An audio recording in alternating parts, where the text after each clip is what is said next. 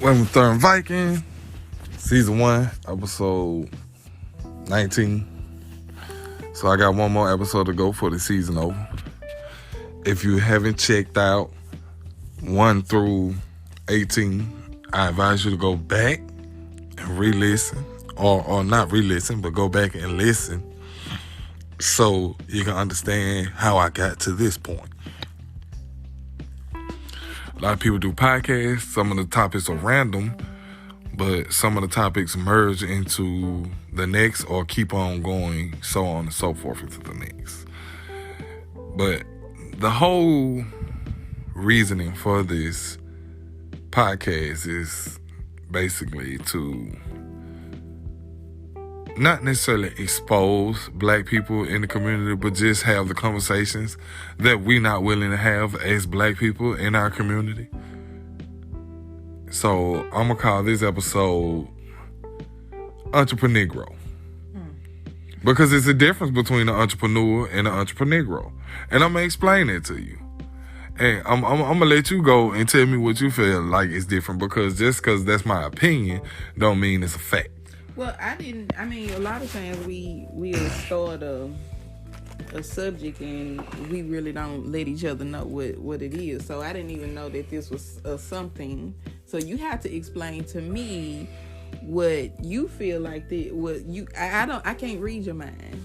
That's right. Okay, well, check this out. Okay. Now, during coronavirus, me and you been talking, we've been saying, we've been seeing a lot of black people thrive as far as being an entrepreneur. Yeah. And I really have. And we are part of that movement, even though we were thriving before coronavirus. Mm-hmm. I'm not going to say success, but our business still do business out the coronavirus, know. So pre-coronavirus, a lot of people was not considering themselves an entrepreneur or doing things of that nature. Which I love being an entrepreneur. It ain't no doubt about it. And I love to see and meet and greet with other entrepreneurs, swap information, sometimes product, depending on how well they accept me and how well I accept them. But here's the difference. I say an entrepreneur is someone who truly has number one, I feel like you got to have the spirit of an entrepreneur. You got to actually want to do this. Okay. It can't be the spur of the moment type of situation, because that's not an entrepreneur. Entrepreneurs, they have longevity in what they believe in, as in they self, as being their own boss. Okay. An entreprenegro is a capitalist. They like to capitalize on the situation. And then once it die down or change over, where have all of these people gone? They disappeared because that's all it was. It was, let me make some George Floyd t-shirts. I make t-shirts. Now that has passed, majority of these people I seen online hollering about they do t-shirts and they doing George Floyd t-shirts, their page don't even exist anymore. That's an entreprenegro. Oh, okay. Because it was just the opportunity presented itself. So you jumped out there to make a quick buck. Yeah.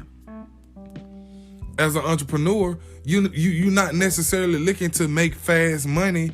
You're looking to grow your business. That's what you're truly looking for. Yeah.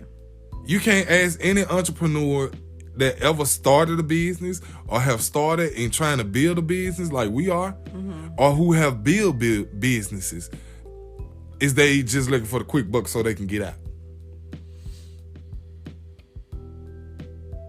So when you think about it, it has to mean something to you. Because if it don't, then how could you claim that this is entrepreneurship? It's not. This is an entrepreneur. You are an entreprenegro. So, and it's not just black people. We not the only people that capitalize on situations.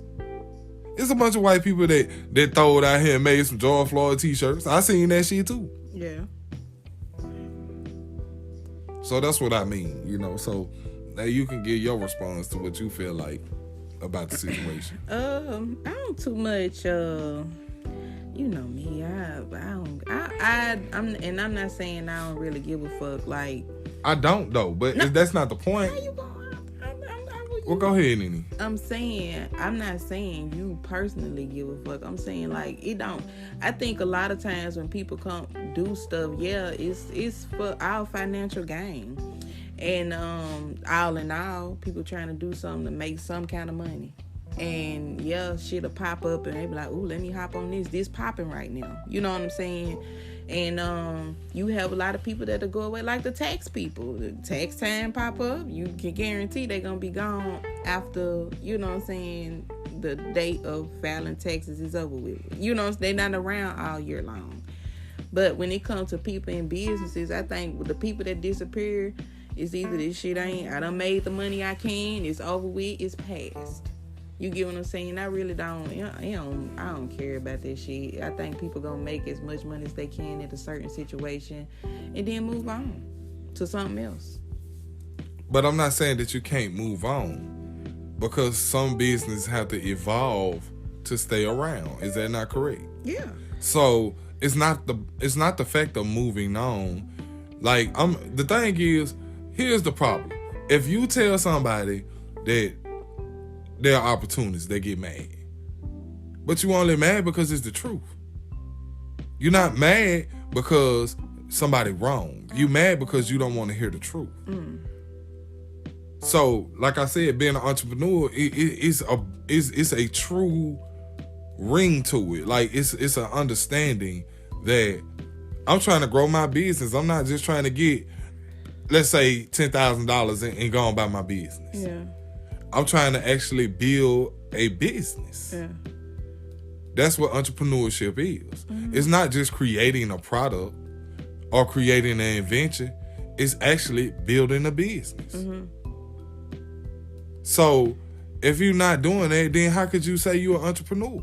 That's what I'm saying. You're not. And yeah, that might sting to a lot of people. It might sting like a motherfucker. Because it's not about how much money you made. Is you trying to build a business, or you just trying to get this quick money? Because think about this. Say this. Like I said, when George Floyd got killed by the police, right? When I tell you at least 50,000 people was online saying that they make George Floyd t-shirts, right? Yeah. Where are they now? They don't even exist. The ones that was in my group, because I'm in a entrepreneur group, you know, for Tennessee, you know, and Nashville area, you know, Chattanooga. Well, I ain't getting the one for Chattanooga because it's like 38 people in there, you know, so I'm not saying that's a bad thing. I'm just saying, you know, I went for the bigger platforms, you know, like Nashville and in Knoxville and things of that nature, because it had, you know, 13K, 26K. Yeah. So, you know, my whole thing is all these people that was coming out the woodworks when an incident happened, claiming to be entrepreneurs and saying this is what they do. Most of their pages are not even active and don't even exist anymore. Yeah. You know, which I think is completely unfair because, you know, my whole thing is like this. I do business with a lot of people, you know, and say over the years, some people have been repeat customers, some people have not. And I understand that. Maybe they found something better, something different, something else. Yeah. But for my repeat customers, if I make all the money I can make and then shut down, what about my repeat customers? Yeah. You know, could I even consider myself a good business person if I'm just in it for the money, and then once I get your money, I give you a product and I shut down, and you like, damn, what happened? I'm not a storefront, so it ain't no reason for me to shut down. Now, if I was losing money from a storefront, I would understand. I would be like, well, you know what? I got to relocate this to the crib. Yeah. But I'm not angry or frustrated. I just want people to understand the difference. Because a lot of people think when people selling shit, everybody always assume they dealing with a person that has an entrepreneur spirit that is themselves the embodiment of an entrepreneur, and that's not true.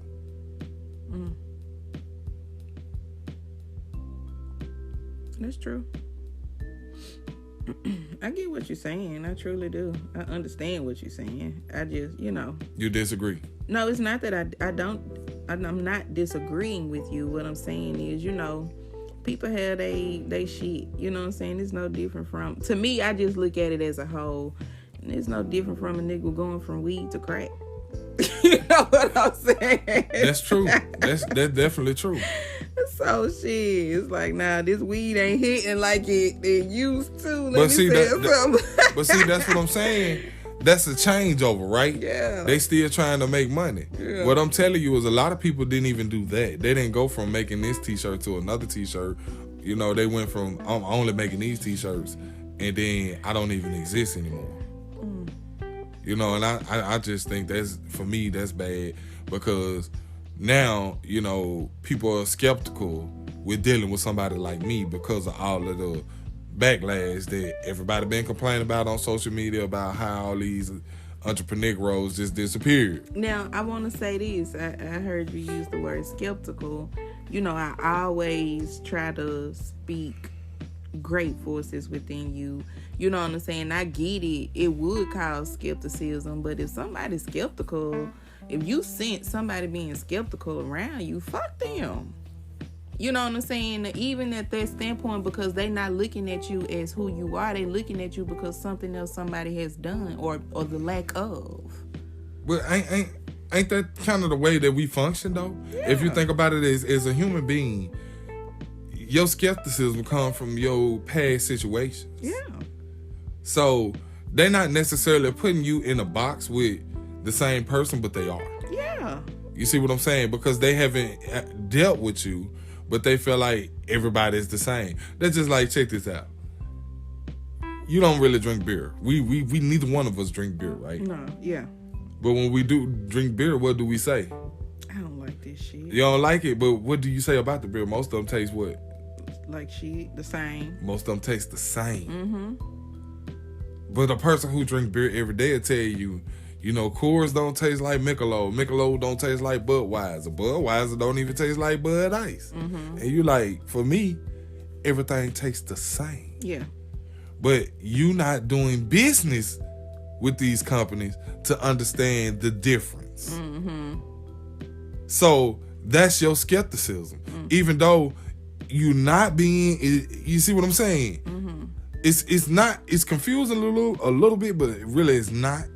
Because what I'm trying to say is, like, you not giving these people your business to see the difference. Mm-hmm. But to a person who actually giving these business they money to, they see a difference. Well, yeah. They can tell the difference. I think when it all boils down to it, people, honestly, I think about this and just hear me out.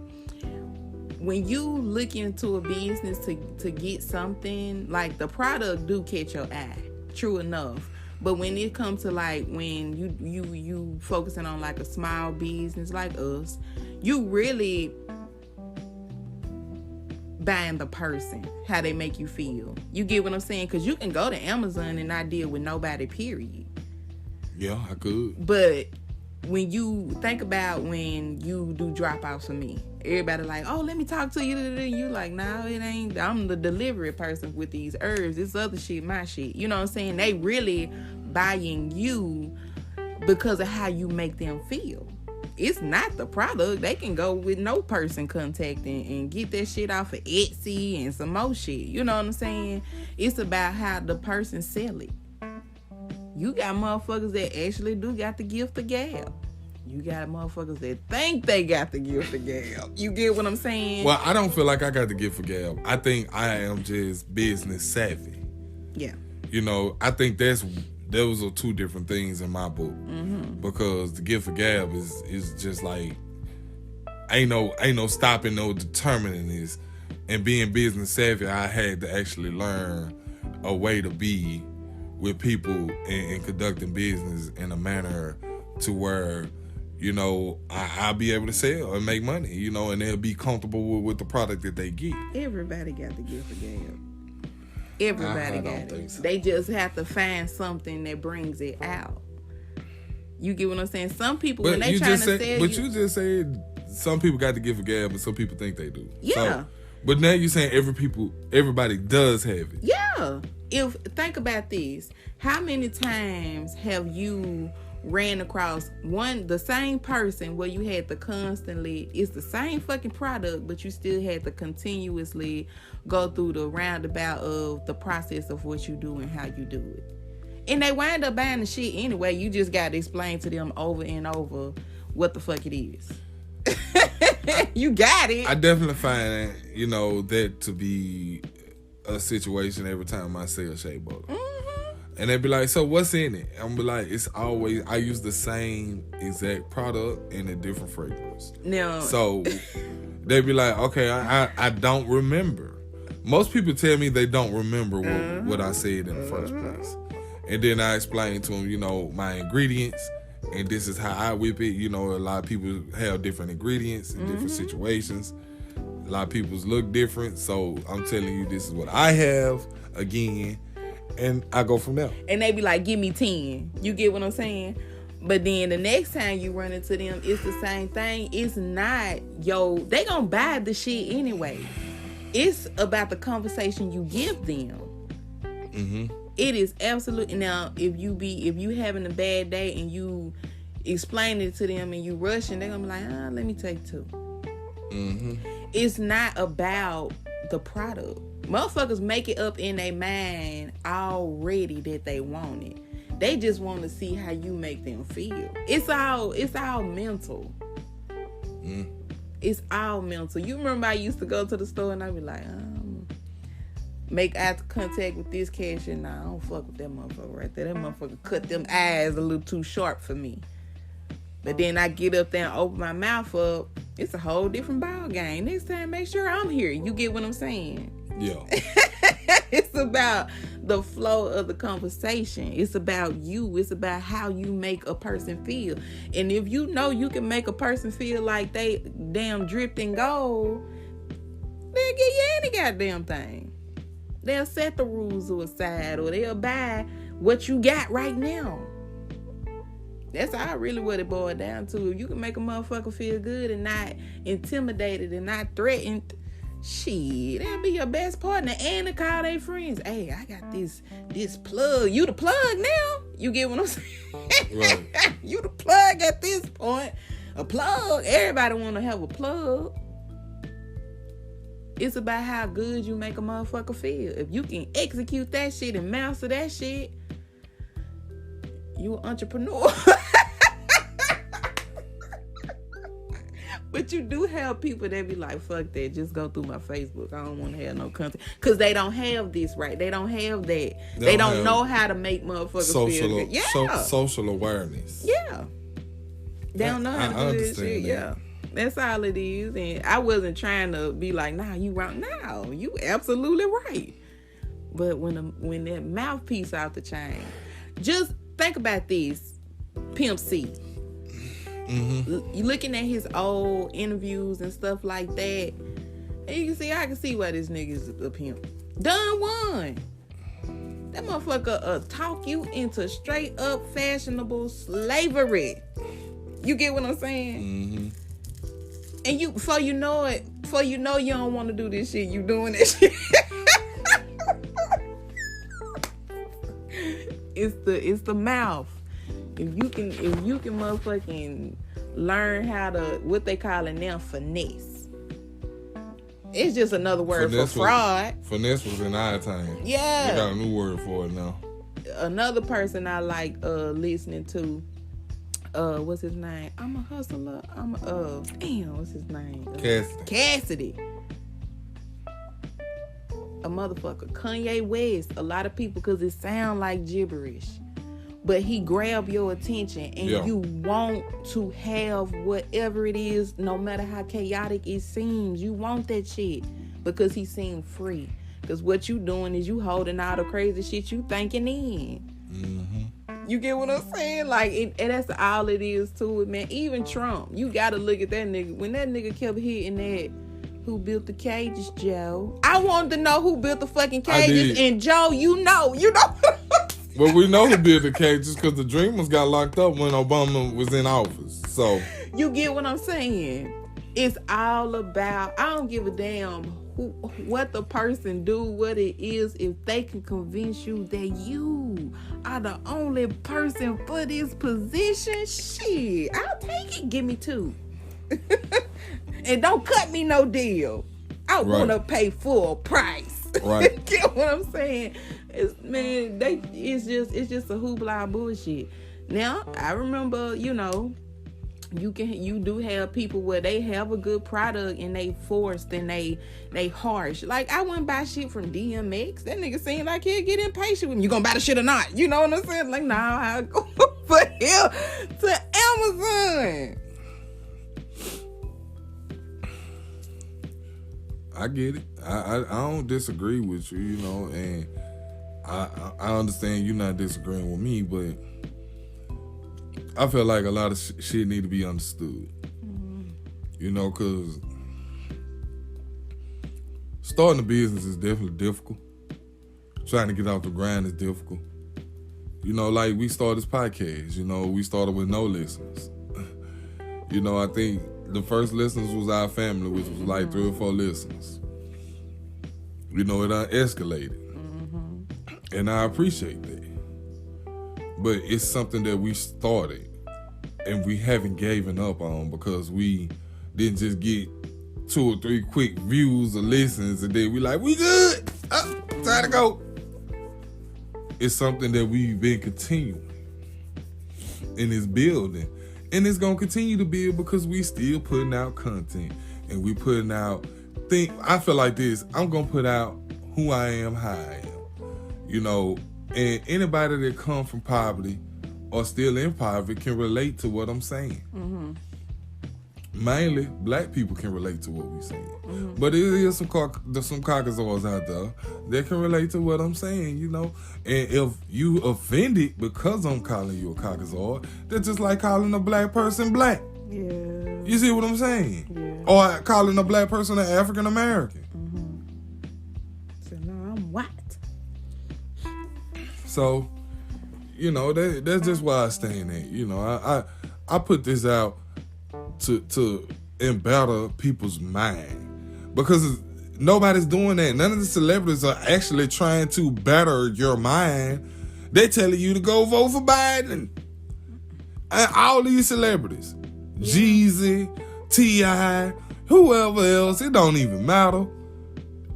Instead of them telling you, listen, y'all need to get y'all mind together, they telling you what to do and who to vote for. Mm-hmm.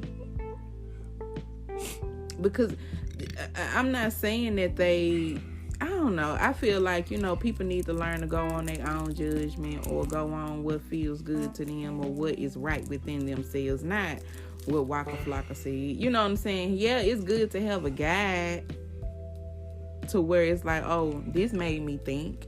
Shit that make you think is incredible because it can go either or because our belief system is messed up. Our beliefs are messed up. We don't know necessarily what's really right. It seemed right because somebody else telling me that it made them be better. And I want to be better. Our people want to be better at some point. You know what I'm saying? But is this what's better for me? Because what's better for you might not be what's better for me. Mm. And I had to come to a point where I used to get on Instagram or watch TV and YouTube and shit and see something that I disagree with to where it pissed me off and I'd be like, fuck that, and went through a whole rant and this and that, and it's just like, fuck the police. Yeah. Fuck the police. But one thing that we have learned how to do is not get the whole story. No, I'm not saying some shit is right. But I'm saying a lot of times you have to know what you're talking about before you make a judgment. We as a people are so fucking judgmental to where we judge ourselves to where we can't do shit. Starting something is not the hard part. Keeping that shit going is the hard part. Mm-hmm.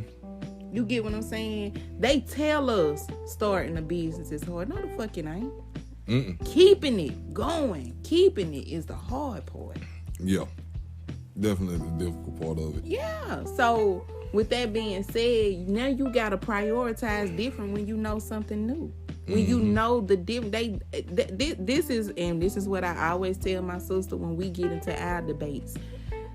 The time, what they do to confuse our mind, it's like, I ain't telling you this shit didn't happen. What I'm telling you is your time frame is wrong. No, it's not. This happened first, which caused this reaction.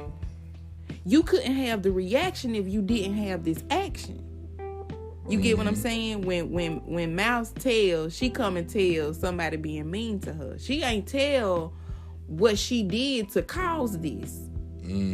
So we need to learn that, first of all, stop, observe, and learn the fucking time frame instead of acting the fool and then find. It's like shoot first and ask questions later. Now motherfuckers don't need ask questions later. They just shoot first and be dead ass wrong and be like, well, no. That's the fucking problem. Establish the timeline. Establish what happened first. Establish why you got this fucking reaction. Establish why this shit happened. Like, this one, the last black dude that got shot in like Philadelphia or something. You know what I'm saying? It was fucked up because he got shot like a dog in the streets. But I do recollect the nigga had a knife running towards the police. Now, we're at that point, and like the thing is, his family said they called the ambulance on him because he was out of control. Was he so much of a threat that he could have stabbed one of y'all? And then it's like he had 7 kids, had another baby on the way. Like, was the nigga beating on his wife? You know what I'm saying? Was he? You know what I'm saying? Like, due to the fact that y'all had to call in an outside help, his brothers couldn't do it. The guys in the neighbor couldn't help. Y'all niggas was sitting on the porch before this shit outbroke. Is it that they couldn't help or they didn't want to help? Right, but why wouldn't you want to help? Because he was what? You was scared what? He might hurt you. You get what I'm saying? Like, I'm not saying people deserve to get shot in the street. But I'm saying, you know what I'm saying? Like, I don't know. It's just like, I'm not making an excuse. I'm not. But I'm saying, if you a threat to me, I'm going to do anything I can. I'm going to bust your ass. Exactly. I ain't no hesitating in that. I don't give a fuck what you are. Black, white, Indian, Mexican. If you a threat to me or mine, I'm gonna bust your ass. Like, you gonna get hit hard. And that shit needs to. You might lose your life. Exactly. That's what I'm getting to. That's what I'm getting to. And at what point do we separate somebody's life being more important when it's a threat right here? Can I be a threat to you? No. So how could this man be a threat running with a knife? It was like watching a horror movie. So what do? Try to, you know what I'm saying, wrestle the knife? Well, they could have tased him. Everybody want to say what somebody could have did, but at this point... I used to think that way too, because I'm like, you know what I used to say? They could have shot him in the leg. But guess what? You know you can die from getting shot in the leg. Yeah. Right? You know that. But even before we got to that point, he could have calmed the fuck down. That's true too. I'm gonna call the police on your ass. Calm the fuck down. Police? Oh no, I don't want to go to jail. But due to the fact that he knew that these people called, which was his family, the police, he still didn't calm down. So that means somebody was in harm's way. If I feel like I have to call an outside source of help, whatever happens. Because that means I have to consider your life over mine. Fuck that. Because who I'm really protecting. What's so funny is it's so complicated. It's like a spider web. It is, because, you know, you do have some officers out here that actually have to use lethal force because they forced into a situation like that. But then you do have a lot of officers out here that do not have to use lethal force. It's a toss of the goddamn coin. Exactly. But you don't even know who to trust. No. But then, are you trustworthy for being so irate the way I gotta call a person I don't know if I could trust or not? timeline. I'm not calling nobody. You know, and personally, you know, if I feel like this, if it ain't a medical emergency, I don't involve the police in my life. Mm-hmm. You know, if they pull me over, I'm not getting smart with them. I'm talking about some, what do you pull me over for? Yeah. Tell me now. You have to tell me this. Yeah. Because they have the right to enforce whatever they want to enforce on you. Yeah. And call it the law. Yes. And when I feel like when black people start to understand that, it'll be way less altercations. It's not that black people don't understand that bullshit. I'm so sick of watching videos of black people like, I got rights. Do you? No. Do you? No. You get what I'm saying? Now, even with that being said, they understand it. They just want it to be different. So much so that they will get mad when it's not. You're right. You do understand. Everybody know 400 fucking years of slavery, but don't understand that the shit's still going on. It's just dressed up different. It just got a new sparkly pair of shoes and shit. That's it. Yeah, you got fucking rights, but do they exercise them for you? I watched a white dude get pulled over through a traffic stop. They let him through.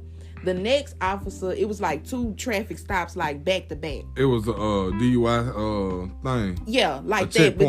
But you know, one was like 2 miles down the road. Yeah. The other one, the next stop was like, you know, something just didn't feel right about the dude, right? So he was like, get out the car. He put handcuffs on the white dude right away. They popped this nigga trunk. What he have in his trunk? I don't know. I ain't see it. A bitch. A dead bitch. Damn. Head totally separated from the fucking body. So he done decapitated somebody. If it would have been dude behind there, if he would have been the last stop, he would have been able to get rid of the body. Mm-hmm. You get what I'm saying? I'm not saying.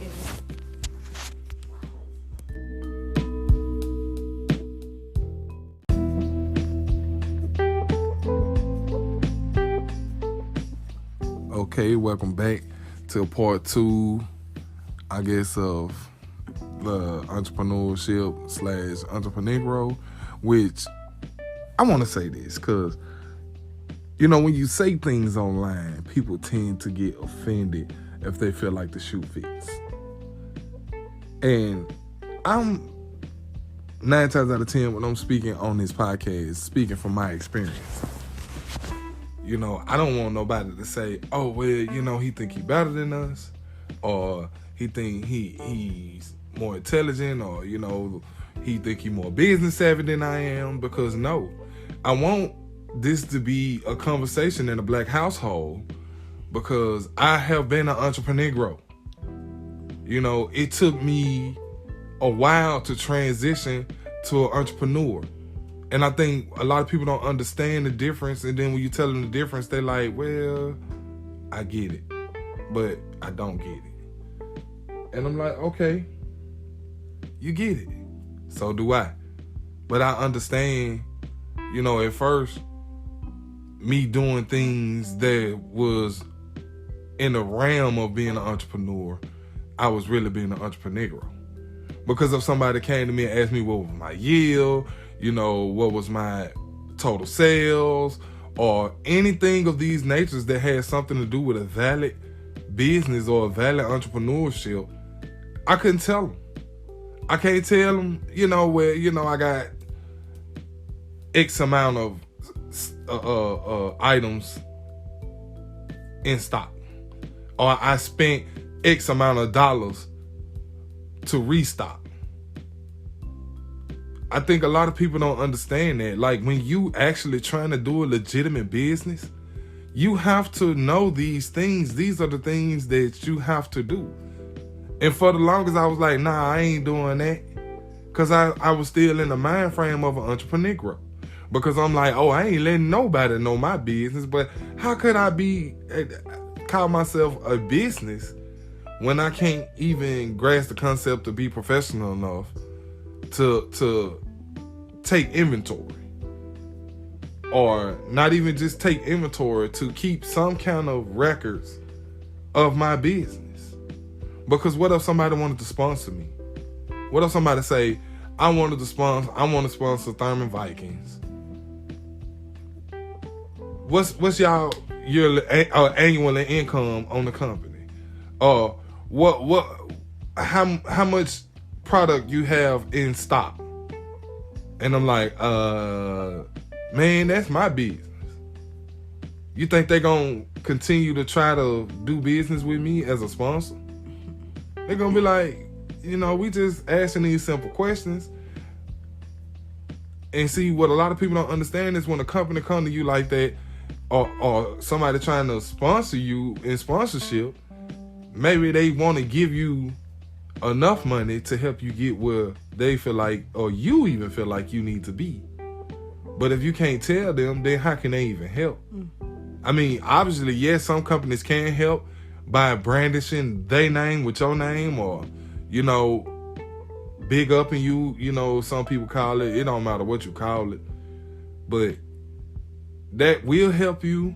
But what if you don't have enough finances to meet the demands of the new customers coming through? You see what I'm saying? So some companies do sponsorship and will grant you a little leeway to help you with inventory, advertisement, bookkeeping, whatever it may be. Yeah. But if you're not willing to do that, then you got to understand the difference in what you are. Because at this point, if you trying to establish your company as a company instead of just a house, a household name is good, but not even a word of mouth thing. You want to go from past the word of mouth thing to advertisement on social media, on TV, not your personal advertisement, but sponsorship advertisement. They're saying, hey, they go to Thurman Viking, they got this. But if you ain't got your shit together, then you're not going to see this type of help. And I think that's what it's changing over for me, because I'm like, okay, now I'm trying to make this work. I need to really get my shit together. I need to get out of my entreprenegro and into my entrepreneur. So you was coming from, when we first did the first conversation, as a version of reflection upon yourself. Exactly. Yeah. It was based upon everything that I'm going through and doing in my life. Like I said, I'm not necessarily taking shots at certain people. No, I am one of those people that was considered an entrepreneur. And I'm not fully out of that realm yet, because I am still implementing things within our company to make our company 100% entrepreneurship. Yeah. It's you will have run into stuff, and especially when you, like you said, if somebody would have came to you before, you be like, that's my motherfucking business. But then sometimes our mind is not prepared to get with some people at certain times, or hear certain shit. So yeah, sometimes you be like, damn, you in my business, but really not. Like you said, coming from it, they probably like, okay, well, how much money can I make this motherfucker help with this person business and actually help them? Let me take this load off over here. And people don't understand that because they don't look at it as a business aspect. Because I don't think as the black community is so, I ain't saying everybody, but a lot of people, we don't really know the business aspect. You know what I'm saying? And we don't really think that we can do that shit without cutting and robbing. You know what I'm saying? And a lot of times that shit just right there. It's just right there. You can touch it. You know what I'm saying? But you gotta put that step. You gotta step with the reaching. You can't just be willing to want it for everything to be right there. It take time to build that shit. It take time to build a business, but you have to expand your mind also. And I don't think people just want to get shit, sell shit, and then they be that on there. It is a lot of shit. You know what I'm saying? So I understand where you coming from. I think another thing is the share information when you in the same realm. I feel like this. If somebody that I know personally, or came across a good product, it don't have to be personal. You know, that's just like, you know, these companies, these candy companies. Let's say I'm looking at Snickers. Say Snickers drop a new line of candy, and is, you know, the new Snickers with toffee. You know, nobody never had it, so ain't nobody trying it. But you say, hey, I'm gonna try this. Let's just say you're a candy bar company, you missed a good bar, you know, and you got toffee in yours. So you like, you know, big companies don't do this. They pretty much rival when it comes to sales and advertisement. Yeah. But I feel like as an entrepreneur in a small company, if another small company make the same product, or if any product that I like and is good, I'm giving them a shout out. I'm not gonna sit back and be like, well, maybe that's gonna cut into my money, or maybe that's gonna stop me, because the way I feel is ain't nobody gonna stop me but me. So giving somebody a free advertisement, I mean, I wouldn't even call it free advertisement. For me, it's more like is a good feeling to tell people about good products. Yeah. You know, and we've been doing this shit for years, and people don't even understand it. If you like a certain piece of joint, what you gonna do? Somebody say they want pizza, you gonna say, well, I like this. They have awesome pizza. Yeah. I like their cheese. I think it's fresh. Yeah. I think, you know, it's gonna be that. Yeah. You're not gonna say, well, I guess I'll take Pizza Hut. Because that's not what you like. Yeah. I know, I do want to get in the habit of, especially, you know, I'm out for buying shit and trying shit. I always been that way. I think as people, in order for us to really, really come together and really support each other, when you buy something once, buy it twice and then gift it to somebody. That would be awesome, because you really sharing people's shit. Because a lot of people are getting to the point where you'll spend money on what you want to spend it on. But if somebody give it to you, you would definitely try it. You know what I'm saying?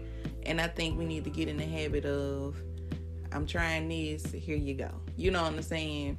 And I never really understood a famous person saying, you know, if you can't afford it twice, don't buy it. You know what I'm saying? You really can't afford it, which is true when you think about it. Especially when you think of big shit. You know what I'm saying? And it makes sense. And it's not hate. I think we be so quick to take shit personal. Just from, you know, what you were saying. A lot of shit to be taken personal. It's not even that. That's true. I don't think it should be personal when you buy somebody something. You know what I'm saying? It's just like sharing. But what you put out here is what you get. And we firm believers of that. Yeah. I look at it from my aspect of, you know, like we brought Dion on the show. You know, he shouted out his company intentions. And I don't have a problem with that. And I think that's the biggest problem in the black community. Like when people actually doing something that you're doing or similar to what you're doing, is always this super competitiveness. And you're like, well, wait a minute. You don't really have to compete with somebody if you don't want to. Because think about this. You go to the store and you get a drink all the time, or a soda or a pop or whatever you want to call it. You know, depending on where you're from, you call it a different name. But you get a soft drink. And it's 1,000 different companies out here. It's 1,000 different companies out here. But you choose what you like. Yeah. But you don't have no problem with telling somebody, oh, well, you know, Sprite came out with the Sprite remix. I love it. But you have a problem with telling somebody, hey, I know somebody with this company is called Intentions. I tried this shit, but I love it. It's good. Because you're doing the same thing. And I think we got to get out of the habit of that, because I think people be so caught up in losing money, they don't realize just the networking could actually help you. Oh, yeah. Oh, yeah. Because what if somebody, you shout out somebody's company and then they call you and say, listen, man, I made this, this, and this. I have no inventory. You still selling shea butter? And you like, yeah. will come through. I got at least 20 orders. Yeah. People network like that all the time because they don't want to lose their business at the same time, but they want to have a chance to restock their inventory. Yeah. So if they get in a crunch, you might be able to help them. But how would you be able to help them if you're not willing to sacrifice just networking? You're not willing to network. I don't know. I think, everybody, if it's for you, it's for you. And a lot of times we get hung up on that personal shit. I don't take shit personal until it's motherfucking personal. You know what I'm saying? And I flat out know that shit personal. Then I'm like, oh, okay, I get it. You know what I'm saying? That's just like doing a podcast, A lot of friends and family have listened, gave us a couple of shout outs, and I appreciate that, But if they was doing the same thing I was doing, obviously on the podcast, I'm definitely gonna shout them out. Yeah. But I don't know nobody that shout me out that's actually doing what I'm doing. Yeah. So I don't take it personal though if you don't shout me out. And I think that's what people get it misunderstood, because I don't necessarily fool with you if you do shady business. Doing shady business don't mean your product bad. That means you a bad person. So you got to understand it's a difference between bad product and shady business. Yeah. And shady business could also be bad product though, depending on how you want to take it. But how I take it is, a person who does shady business is a person who's shady, not necessarily their product. I get it. I understand completely. So me personally, if me and you don't really do business together, and you got multiple business, I got multiple business, and we find ourselves doing the same thing, family or not, if you're not showing me no love, don't expect that same thing coming back. Like, I'm not gonna show you love because I feel like, oh well, maybe if I show you love, you'll show me love. No, it worked both ways, because I look at it like this. Before we was doing podcasts, we still had other stuff going on, which I know a lot of people actually haven't supported, but they be watching. Oh yeah. And I'm like, okay, I get that you watching, and I also get that you trying to create the same content that I'm creating, but I'm something like, you can't catch me, because one day, my t-shirt comes and pop in, the next day I'm out here selling shea butter. You know what I'm saying? And then the next day after that, I'm out here doing podcasts. So you trying to keep up with me, it's gonna be redundant for you. That's not a threat, and that's not me being, bad or messed up towards anybody. That's just me stating the fact, like how my mind works. I'm always for the going off. And that's an expression down here in Tennessee that we use, basically saying my mind go fast. And it really does. And I never slow down, because I'm always thinking of other things and different ways and other ideas. It's like my head full of all of these ideas, and I don't bring them to the public because I see that, people around me will try to abuse that. Instead of saying, hey man, I heard what you said, that's a good idea, let's link up, they're like, oh, I'm doing that. And I'm like, wait, whoa, you can do that, but why don't we do this together? Then that's when you get this, I don't know. And then when you do what you do, you take off on them, and they're like, well, wait, what is you doing that I'm not doing? When it comes to this podcast thing, I'm just keeping it 100. Like, a lot of people say that. They've been the same for the last probably 10 years, but a lot of people ain't been keeping it 100. I don't have nothing to hide from nobody who listen to me or who know me. If I put it like this will be the first time ever on the podcast I say, if anybody had any response to me, they can email me. They can just email me. And actually, my Detroit homies, they send me stuff on PlayStation Messenger, talking to me, saying, maybe this idea, that idea. And I'm like, yeah, that's cool. That's what's up. Thanks for the love. Thanks for the critiques. Good and bad. I don't just take that as like, oh, well, you can't tell me what to do.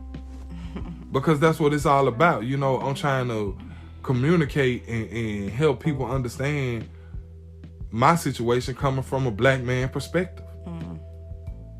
But, if anybody want to go back and forth with me on ideas or, a disagreement, it don't matter. You can email me at xtennessee@gmail.com. All of it in lowercase letters, so you ain't got to stress your mind.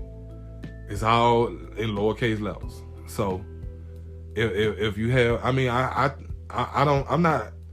feel like when I'm doing this, I'm not the type of person that is gonna say, well, I don't care what nobody got to say, because I'm doing this because I want people to learn and I want people to understand. That's like our next topic. It's gonna be a great topic because, like I said, we talk about stuff that should be talked about amongst black people in the black community. But 9 times out of 10, you only talk about drugs, guns, and sex. So our conversations is like a fucking rap song. And I'm like, damn, ain't y'all tired of that? I'm 37 years old, bro. I don't care about that shit no more. Yeah. It's time to move past that. Yes, I was misled. Yes, I was out here young and dumb and on drugs and doing all this crazy stuff. I'm not gonna lie and say, nah, I was an angel. No, I was hell out here on these streets. And I made a lot of friends. I made a lot of enemies. And I made a lot of fake friends. But at the same time, it led me to where I am today. So I had a realization that I'm hurting everybody around me, everybody I know. I don't want to hurt nobody no more. That's including people in the street. Like how you randomly walk up to somebody and they bump you or mug you or look at you crazy. And you like, what the fuck you looking at? And then here we go. It's the epitome of the black nigga every time. Or the black female, it don't matter. It shouldn't even be like that. You should do the same. It should be the same energy when you see a white person. Hey, how you doing? I seen it. I literally seen this shit so many times. Like I was telling you the other day, we was at the store. And I ran into a guy I work with, Terrence. And we just talking, we talk about me going back to work, blase, all this. And like I said, it's a little young dude, he black, he was getting the buckets. He rolled up on me, looked at me crazy. I'm like, hey, how you doing? What's up? He ain't say shit. Pulled out, went in front of the truck, got some more buckets, went over there next to the truck, looking at me with the buckets. It just stood there. Our oldest daughter said, Daddy, why he looking at us like that? I said, because he angry, baby, and he don't know why. He don't know why. He don't even know us. So it's not a problem. The problem is he haven't been taught not to be aggressive towards his own people. That's all we've been teaching, is to be aggressive towards each other. So he don't know not to be aggressive to us. And sure enough, a white guy walked up. And he was like, hey, how you doing? You have a good day at Sam, sir? Thank you for coming out. And I'm looking at him, I'm like, really though? So you don't have that same energy towards me because I'm black, because you perceive me as a threat, because that's what you was taught. But then this white guy who you don't perceive as a threat, who probably have the most potential threat at the moment, you love him. A nigga might be a stabber. Right, you love him. Yeah, I get it. So, like I told you, when you came out the store, I was like, yeah, I already know what it was. Yeah. He was hostile just because. And we so quick to blame shit on white folk. Oh, the white man is, the white man is. What about our own people being hostile towards our own people every fucking day? Yeah. And 9 times out of 10, people listen to this podcast can't tell me that they ain't never had an encounter to where they was hostile towards another black person just because they had a bad day, or just because they stepped on a motherfucking shoe, or just because they bumped you by accident. It don't matter. It done happen. And I done had plenty of encounters. I'm not saying that I never been in on the wrong end of that, because I have. But now I know I don't need to be that way, because that ain't get me nowhere with my people. And I was waiting on them to say something, because I wouldn't go. And see, that's the thing. We always waiting for something to pop off in a negative manner. I'm waiting on something to pop off so I can turn it into a positive manner, because I wasn't going to cuss them out or threaten them or talk crazy. I was going to say, I don't know you, brother, but I hope you have a good day, because it seems like you're having a bad day. And I think that's what we don't do to one another. But we'll do that shit to another race. We'll make sure that they having a good day. Or we'll tell them that they having a bad day, that they need to have a better day. But we won't tell each other that. So that's why my mind frame at.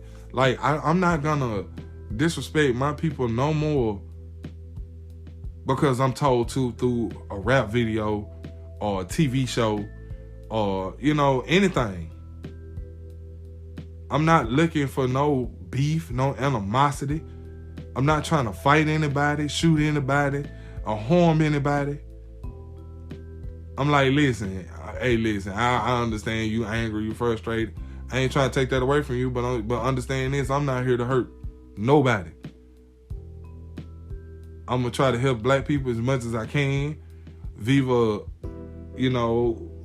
I own companies because we do holistic healing with sea moss and other different herbs, or help them express themselves in another manner with t-shirts or printing. We do DTZ printing, or just talking, like with the podcast. I don't have no problem with bringing people on the podcast to talk. A lot of people don't want to. Yeah. Especially when I say this, a lot of black people don't want to. They're like, yeah, I'm just gonna listen. And I'm like, but your opinion is important. Yo, what you've been through means something. Yeah. And if you express it to the world, maybe you can help somebody. But we've been boxed in so long, we think that no matter what we do, we're never gonna be able to help people. So I just want everybody to understand, the difference. I'm gonna sum it up like this. When it comes to being an entrepreneur, every black person, I swear to God, has this spirit inside of them.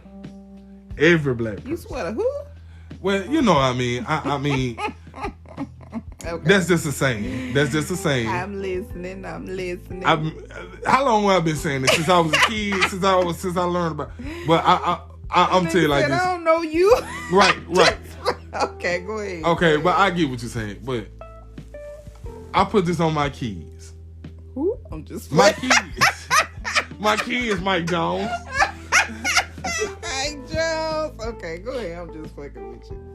Every black person has the spirit of an entrepreneur in them, and it's as simple as doing what the opposite of what you know.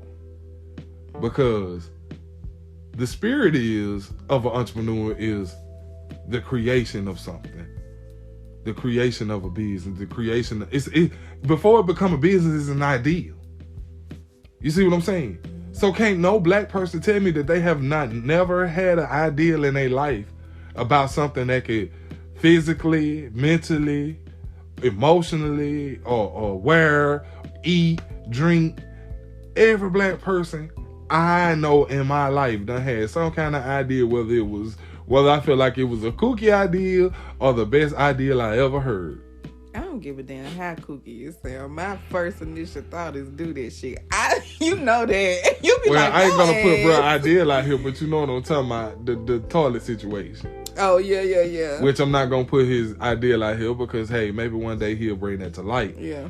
But, even though I might not think that it's an idea that'll work for me, but it might be the best idea for him, and it might actually be something great. Yeah.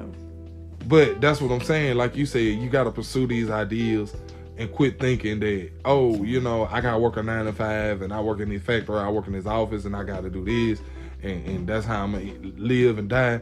No, put your idea to light, put some money behind it, and get it moving. And two, it's frustrating to say this. I hate that I have to say this. Just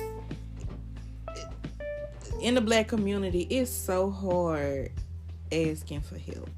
Not because you think the help is not there. It's just that we have endured so much that we think it's just not available nowhere. And you do have those people you can depend on. I am a helper. Like, I always just been a helper all my life. And I don't give a shit what it is. If somebody feel like they'll come to me and ask for help, I see how big that is. Because it's hard asking for help. I have went without asking for help just because I was afraid that I might not receive it.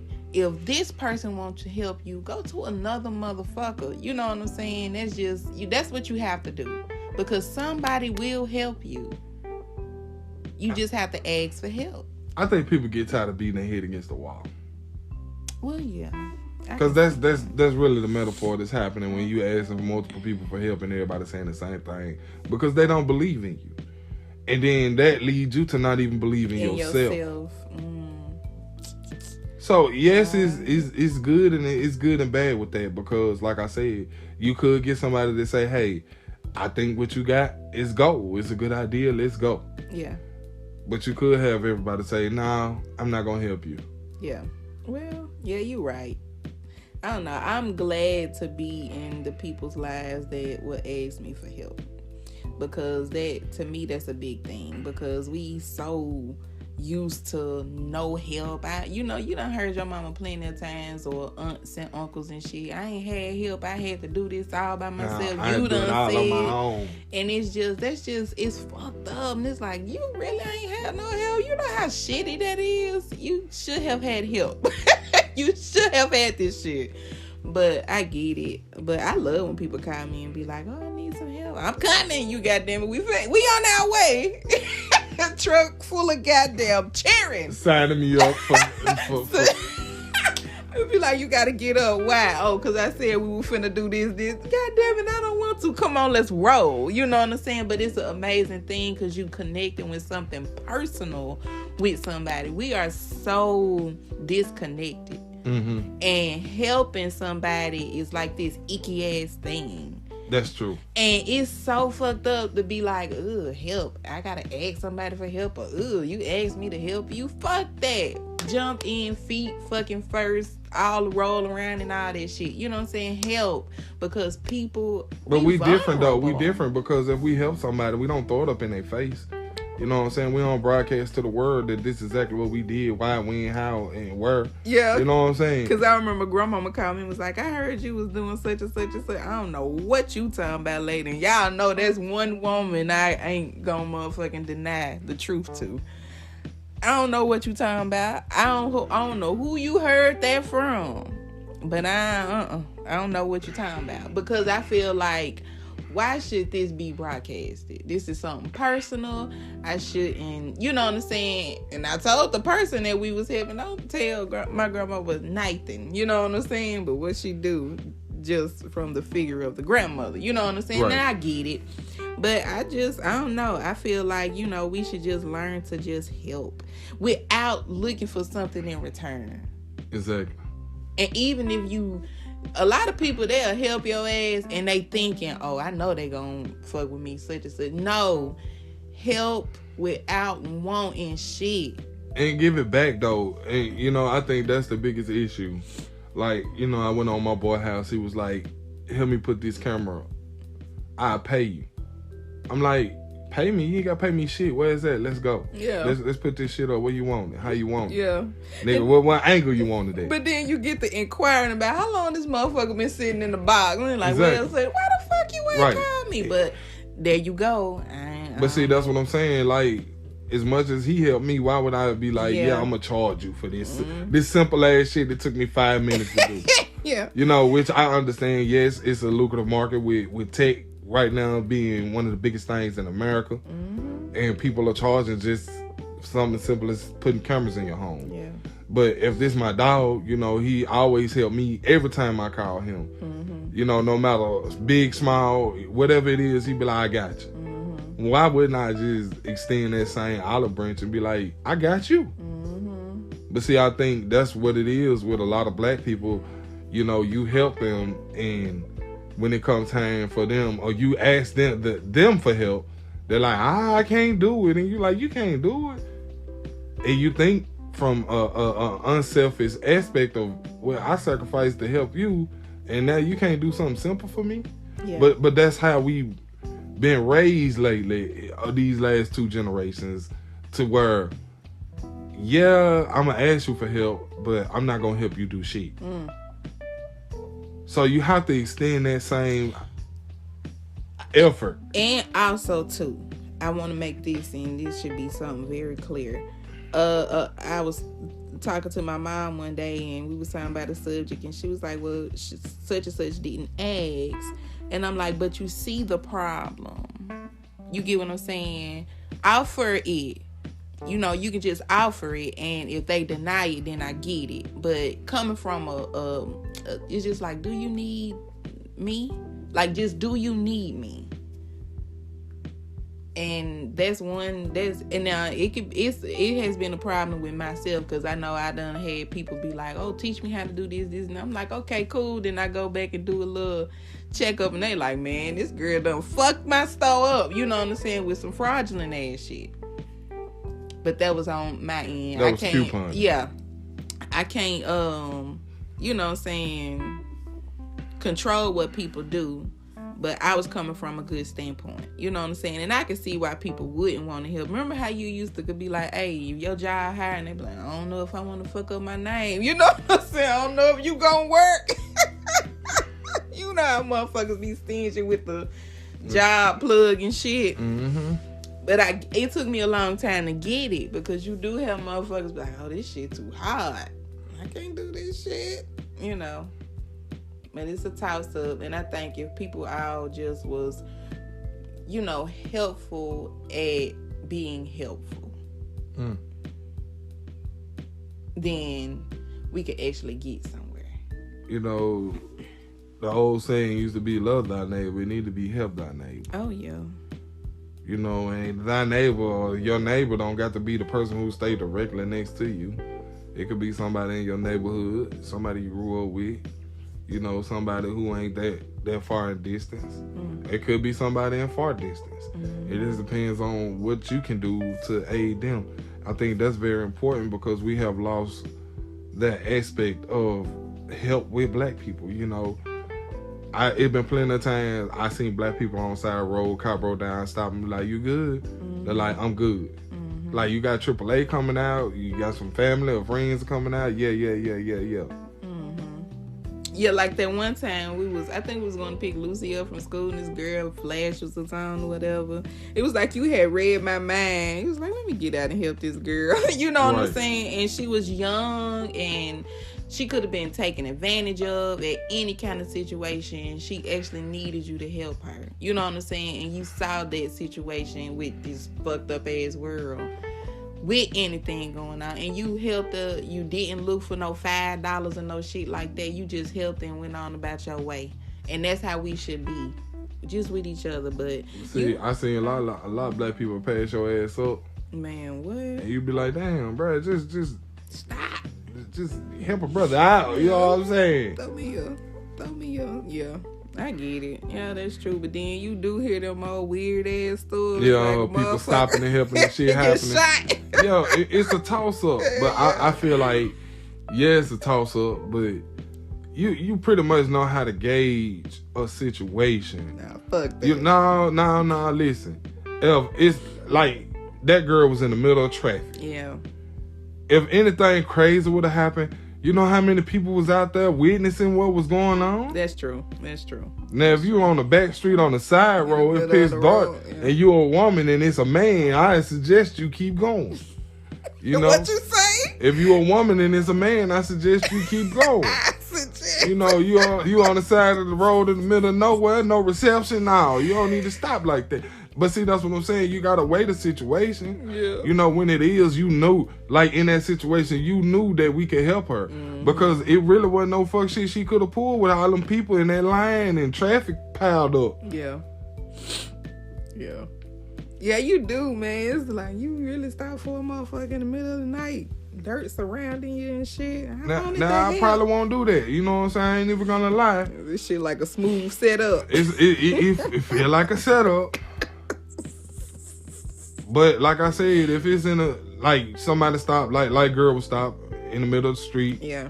You know, I'm definitely gonna stop and be like, hey, you alright? You know what I'm saying? Even if it wasn't a girl, if it was a dude, I still would have stopped and be like, you need some help, man? Yeah.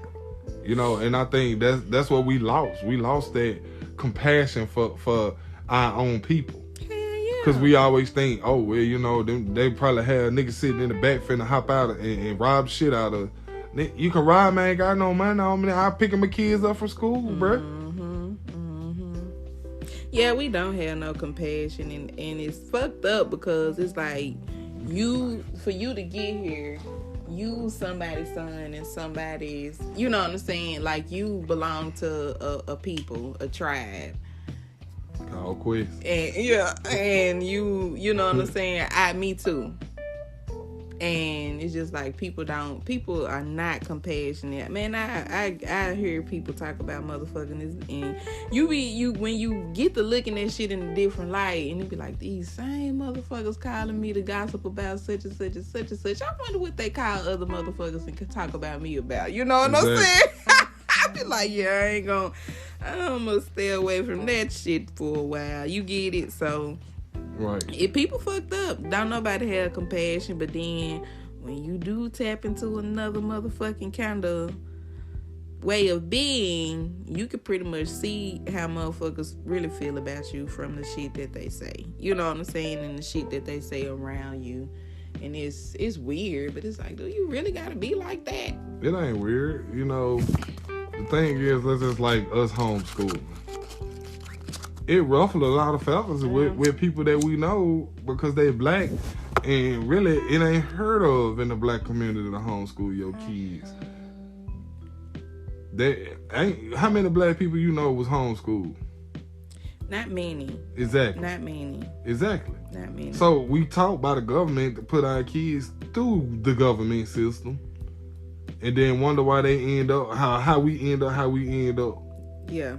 I think it's messed up because when you like, nah, I ain't feeling this shit right here, and then it's like, I think when black people hear you homeschooling your kids, it's like it's not right. It's like it's something bad, and it's like, well, what you gonna teach them? The shit that they supposed to be teaching them in school plus more. Can I have that option? And it's like, no. But then it's the same way when it comes to the same way when it's like religious standpoint. Yeah. If you believe in something else, you wrong. Yes. So go ahead. It's just like, how am I wrong because I want to do something different? But we living in a world to where we can't be different, but everybody want to be different. And it's like, nah, I ain't feeling that shit. That shit just ain't too shabby. I appreciate everybody right now that is homeschooling their kids because, and I understand why some people can't. Right. But it's circumstances. Yeah. That, you know, people can't homeschool their kids, and I'm sorry that they in that circumstance. Yeah. But yeah, I feel like it's just a will is a way. You know, motherfuckers will find a way to come up with the money to go to see this famous person, you know, work extra hours, do whatever they gotta do to get these tickets. So you should have that same energy when it comes to homeschooling your children and quit saying, well, you know, I can't because I'm a single black mother, or I'm a single black father, so I can't homeschool my. Oh, yes, you can, buddy. Yes, you can. Because they got daycare. You put them in daycare while you at work and then come home and get them. They plan, and that was one. You know, I'm not a planner. I'm pretty much call family. Yeah. Like me, Tiff, and Tam supposed to get together and do a a curriculum to where it's easy and organized. You know what I'm saying? And the thing is, like, that's all it really is to it. If you not organized, hell yeah, it seems like it would be a big ass problem.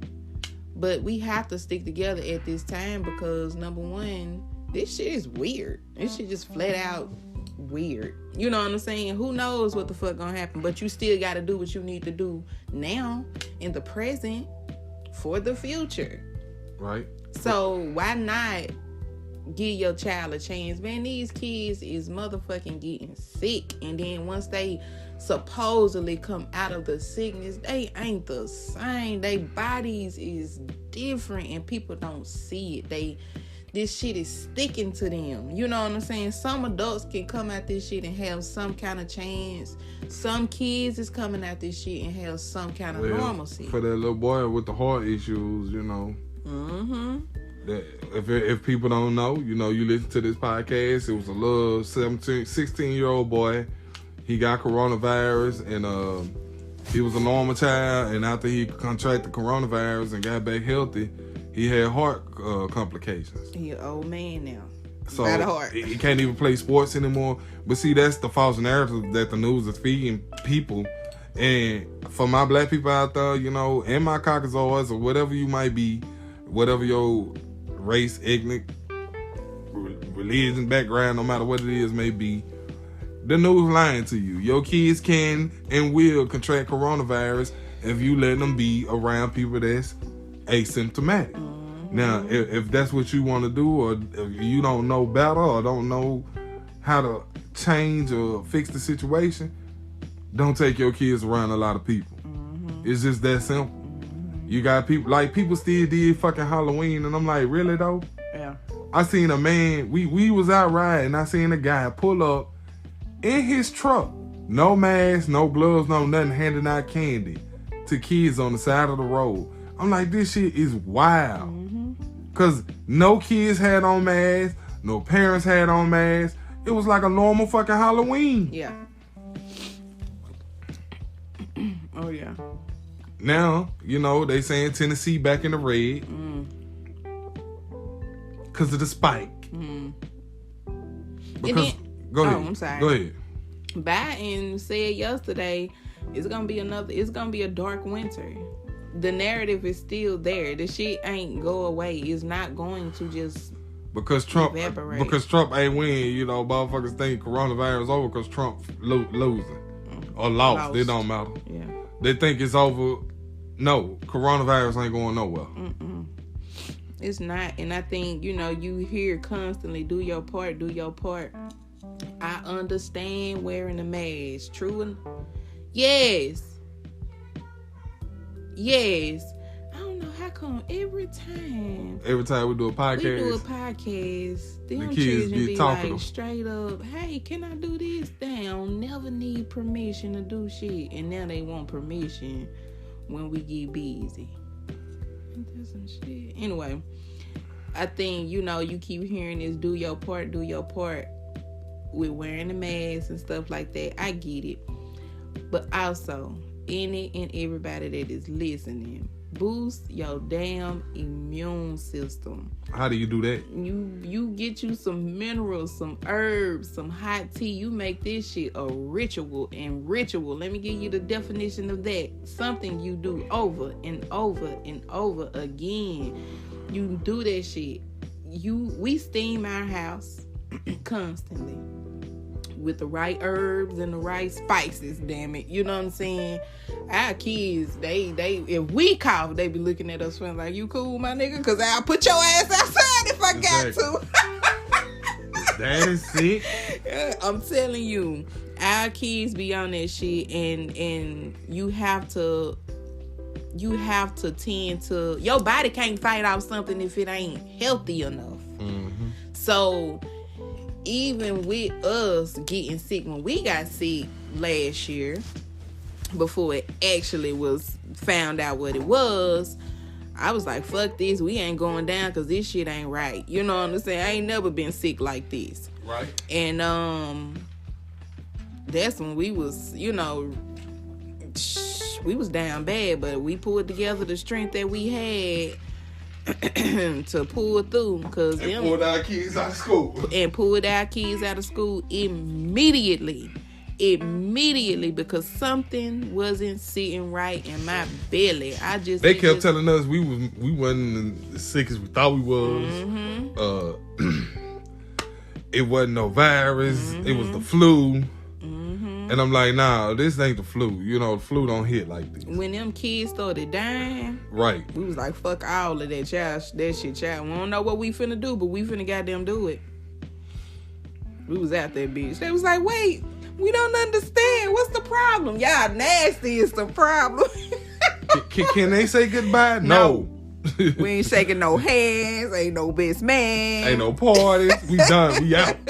Y'all motherfuckers is my kid. And see, the thing is, and I was listening to like I was, telling my family, like, they is getting sick and this don't seem right. Understand? They was like, well, kids be around other germs. And if you rationalize with it, you like, well, yeah, true, motherfuckers don't clean like you clean. Or, people have dogs and pet dander and shit. Yeah, that makes sense.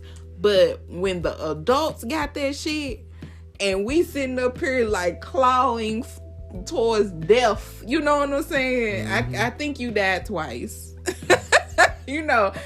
And you like, nah, if my child felt like this. The worst feeling ever. That's the worst shit. If my child had if 10% felt like this shit ain't right. And it was hitting them back to back to back. It was going in a circle. Ain't no way in hell. That was some normal shit. It couldn't have been. Then they came out with coronavirus. Even to the point, remember we was calling the school like, how often y'all motherfucker cleaning up there? Because we can come up there and clean that bitch up. Because y'all not doing the good. I got bleach. I got Pine-Sol. I got all that shit. Y'all need some donations or something. Because y'all can't be keeping this motherfucker clean. And then when that man was like, well, we only mop up messes and we mop the floors like twice a week or something like that. I'm like, no. But boost your immune system. And I ain't saying it to plug in our business. No, if you don't get that shit from me, get that shit from somebody. Look up some herbs. Everybody got Google. Look some shit up. I don't give a damn if it's cayenne pepper. Figure out how to work that shit. Honey, lemon. But the difference is you got a specific blend. Oh, yes, I do. And I think people don't understand that when we tell them about the herbs that we use, they be like, y'all, wait, how many herbs you taking? It's a blend. So if you want the blend from us, obviously you need to get with us. Yeah. Now, you know what? I'm loving the feedback, which I always know it was a good, herb put together, whatever. But it was a good blend. It was a good blend. I'm loving how people really feeling great. Like, I love that people taking my herbs and it's like, I don't know what you got going on, but this shit is the shit. You know what I'm saying? I ain't never felt this good, and I fucking love it. Because we don't know how bad we feel until we feel good. So I am happy for anybody that is a herbal customer that is taking the blend. I love you, really right. Love you, I really appreciate that. Your health is getting better. Now, for the ones that kind of get a little jazzy, talking about I don't like the way meat smell. It ain't for you to eat the shit anyway. You know what I'm saying? Right. How many people be like, I don't like meat no more. Is that supposed to happen? I don't know. It's up to you. That shit made my stomach turn. Yeah, that'll happen. But I want people to continue. Like, don't look for, like, I was watching something. We normally don't watch TV, but we was watching something, and they had like this stuff that you put on a Q-tip, and then you stick it in your nose, and then the animation is like the germs try to get in, but the stuff that you stuck in your nose keep the germ from coming out. I ain't seen that. Man, y'all thought we was watching it together. What was it? And I was like, it was like some weird ass spray or some shit. I can't remember. I was like, look at this dumb shit. But anyway, you know, now people finna go and buy this shit. And it's just like, well, what the fuck is it? Vaseline? You know what I'm saying? Vaseline with Neosporin in it and a spray can. I'm just like, But make sure the inside is equipped to fight off illness. If you get your blood pressure together, they telling you all these underlying issues that can make you a higher risk. Fix your blood pressure. It can be done. Diabetes, it can be done. I got a lot of diabetes people diabetics that since done started on the herbs, and they've been taking them for years. They're no longer having to do the diabetic diet, but they don't convince black people that they can't get rid of diabetes. Yes, they have, and I'm like, nah, bro. If you lose weight, you won't be diabetic anymore. But did you know that? Lose weight? I'll be a diabetic for the rest of my life. You sound real stupid, bro. Because along with that is other shit. You might have to get a limb cut off and shit. Now, do you want to walk around here with one leg and shit? Do you really? You know what I'm saying? Now, fix that shit before it get too bad. But people only want to get something done when it get too bad. And it's just like, you really want to change your life after motherfucking losing a leg and shit. Well, that's it. Let's sum it up. That's all you got to say about health-wise? Yeah. Because you went over to the health, which is fine, you know. We at the end of the broadcast. And thank you for listening. If you're listening, for supporting, sharing. Share if you haven't shared. You know, go check out Thurman Vikings on Facebook, Instagram. Also, Thurman Herbals, Facebook and Instagram. I'm going to go ahead and plug little bro in and Intentions. You know, I think he on Facebook. Yeah. So Intentions too on Facebook. You know, I can't really think of a lot of other businesses that I kind of come across. You got any? I don't need share Al shit. I just you do all that. Well, that's because I do the sharing, so you know. Yeah. But yeah, definitely start taking care of yourself. Start getting these so-called underlying issues in check. You know, I am a strong believer of holistic healing. You know, I was 5'25". I am now 3'10", and still losing. I'm trying to get down about 240. Trying to walk around with your shirt off and shit. Yeah, I'm trying to get my Gucci Man back on. You know, Gucci Man. I'm trying to get my Gucci Man on. So my shirt off. My shirt off. If for everybody who don't understand that, and we just got to take better care of ourselves and understand that everything, especially when it comes to these underlying issues that they hollering, is not permanent. It's not all hereditary. So you don't have to be a diabetic, or you don't have to have high blood pressure or be obese. You just need to change your life. Yeah. Change your habits. Change your routines. And I'm telling you, if you feel like you obese, high blood pressure, or diabetic, please find some herbalist to help you. Because you will lose weight. You won't eat as much as you eat. You won't even be craving a lot of sugar. Or a lot of salt. Yeah. And you got to change sometimes small things, like instead of using regular salt, you use a sea salt. Instead of using seasonal salt, don't use seasonal salt. Hit it with some sea salt, some coarse salt. Now, I love using that Himalayan salt. Or Himalayan salt. You know, don't go for the worst of the worst. You know, sometimes my food don't be salty. Sometimes my food be salty. And I find myself saying, this is too salty. Yeah. I done sprinkle too much salt on this shit. I'm not finna eat this. Yeah. And I think that's what we got to do. We got to learn how to have some kind of self-control. So, we'll catch you on the next one. Thank you for tuning in to Thurman Viking Podcast.